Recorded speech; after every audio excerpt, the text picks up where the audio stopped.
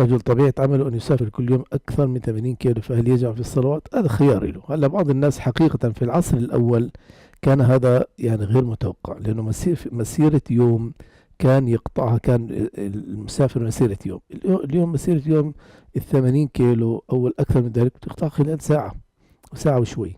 فمن هذا الباب إذا كان الإنسان عمله فعلا على بعد مسافة القصر، فنقول الخيار لك متى في الذهاب والإياب، فلك أن تقصر وتجمع له ذلك.